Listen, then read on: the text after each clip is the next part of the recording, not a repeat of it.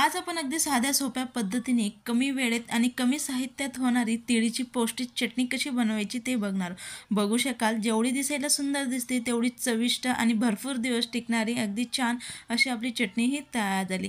आज आपण अगदी कमी साहित्यामध्ये आणि कमी वेळेमध्ये आणि कमीत कमी 6 महिने अगदी स्टोअर करू शकू अशी आपली तिळीची चटणी कशी बनवायचं ते आता आपण बघूया। सर्वात प्रथम मी आता गॅसवरती एक पॅन गरम करून घेतलाय। आपल्याकडे पॅन नसेल तर कढईमध्ये तरी भाजून घेतली तरी काही हरकत नाही, फक्त तव्यामध्ये भाजून घेऊ नका। तीळ ही ज्यावेळेस आपण भाजून घेतो त्यावेळेस ती अगदी अंगावरती उडत असते आणि इकडे तिकडे उडते, म्हणून पॅनमध्ये आणि कढईमध्ये आजूबाजूला त्याला कळा असतात आणि त्यामुळे ते आजूबाजूला कमी प्रमाणात उडते, म्हणून कधीही खोलगट भांड्यामध्ये तीळ ही भाजून घ्या। तर मंद गॅसवरती आपण छान हलकासा ब्राऊन कलर येईपर्यंत आता ही तीळ भाजून घेणार आहोत। अगदी जास्ती काळपट होईपर्यंत तरी भाजून घेऊ नका। जर अगदी जास्ती काळपट होईपर्यंत आपण लाल कलर येईपर्यंत जर हिला भाजून घेतले तर तिला कडवटपणा यायची शक्यता असते, म्हणजे कडवटपणा तिला येतो, म्हणून मंद गॅसवरती आपण हिला छान हलकासा लालसर कलर येईपर्यंत आपण भाजून घेणार आहोत। मंद गॅसवरती भाजून घेतली तर अगदी भरपूर दिवस अशी आपली तिळीची चटणी ही टिकते आणि चवीला देखील अगदी छान अशी ती लागते। कच्चटपणा गोडसरपणा तिला येत नाही। जर फुल गॅसवरती आपण भाजून घेतल्यामुळे ती आतमधनं कच्ची राहते आणि लाल म्हणजे जास्ती चटकण्याची देखील ती शक्यता असते, म्हणून मी तिला मंद गॅसवरती अगदी छान हलकासा ब्राऊन कलर येईपर्यंत भाजून लयच तिला आपण एका प्लेटमध्ये गार होण्यासाठी ठेवून देऊया। तीळ आपली तिकडे गार होते तर आपण इकडे आता मिरच्या किंवा लसूण हे भाजून घेणार। तर त्यासाठी मी अगदी थोडंसं तेल गरम करून घेतले। तेल अगदी थोडंसं घाला, जास्ती प्रमाणात घालू नका। जास्ती घातलं तर आपली तीळ जास्ती दिवस टिकणार नाही, तिचा थोडासा वास येईल, म्हणून मी अगदी थोडंसं तेलाचा वापर करते। त्यानंतर आपलं तेल छान तापल्यानंतर त्यामध्ये आपण अगदी 1 चमचा जिरे हे अगदी छान फुलून घेतले आणि नंतरून आपल्याकडे ज्या काही आपल्या नेहमी लाल मिरच्या घरात असतात त्या आपण यासाठी वापरून घेऊ शकतो। तर इथे मी आवडीनुसार आपल्याला कितपत चटणी तिखट हवी त्यानुसार आपण लाल मिरचींचा वापर करा। लाल मिरच्या आणि जिरे अगदी छान मंद गॅसवर आपण फक्त 1 ते 2 मिनिटभर त्याला भाजून घेणार आहोत। 5 ते 6 लसणाच्या पाकळ्या देखील आपण जास्ती वापरणार नाही आहोत, फक्त थोडीशी तिला छान चटपटीत अशी चव येण्यासाठी मी इथं फक्त 4 ते 5 लसणाच्या पाकळ्या वापरल्या आहेत। तर मिरच्या आणि आपले लसूण जिरे अगदी छान भाजून झाले, त्याला देखील आपण गॅसला बंद करून गार करून घेणार आहोत। तर आपल्या मिरच्या देखील गार झाल्या आणि साईडला तीळ देखील गार झाली।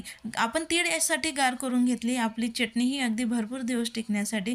जर आपण गरम चटणी ही दळायला घेतली तर त्यामुळे तो ओलसरपणा निर्माण होतो आणि बुरशी येण्याची चटणीला शक्यता असते, म्हणून पूर्णपणे तीळ ही गार करून घ्यायची आणि मिरच्या देखील हलक्याशा आपण गार करून घेतोय, जेणेकरून जास्ती गार करून घेऊ नका, त्या मऊ पडतील आणि त्यामुळे आपल्याला ज्यावेळेस आपण चटणी दळायला घेऊ ती व्यवस्थित दळून होणार नाही।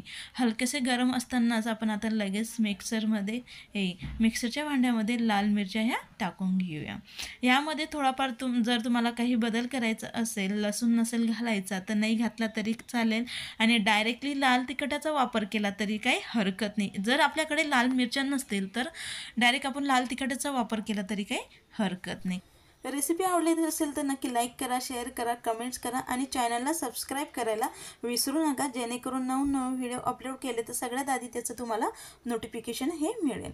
त्यानंतर त्यामध्ये लयच आपण चवीनुसार मीठ घातले, 2 ते 3 चमचा लाल तिखट म्हणजे काश्मीरी मिरची पावडर घातले, छान असा चटणीला लालसर कलर येण्यासाठी। त्यानंतर मिक्सरला आपण छान आता रवेदार ही चटणी दळून घेणार।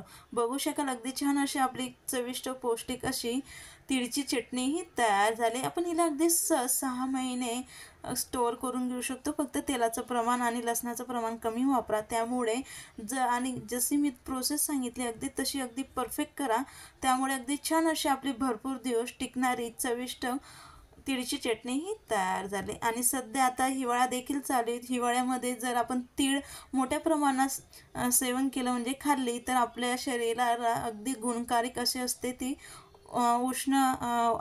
उष्णवर्धक आहे, म्हणजे आपल्या शरीराला अगदी छान पौष्टिक अशी तिळीची चटणी ही नक्की तुम्ही करून बघा आणि मुलं देखील अगदी आवडून खाल. ज्यावेळेस आपल्याला भाजीसाठी काही नसेल, म्हणजे आपल्याला भाजी आवडत नसेल, एखाद्या वेळेस आपल्याला काय भाजी करावं सुचत नसेल, त्यावेळेस फक्त आपण पोळी किंवा भाकरीसोबत अगदी आवडून खातील सर्वजण, आवडून आपण चटणी ही खाऊ शकतो.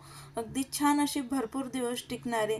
जर आपले मुलं हॉस्टेलला आणि नोकरीनिमित्ताने रूमवरती राहत असतील तर त्यांना करून दिली तर ते अगदी 6 महिने त्यांना आपण स्टोअर करून देऊ शकतो. अशी छान चविष्ट आपली तिळीची चटणी ही तयार झाली.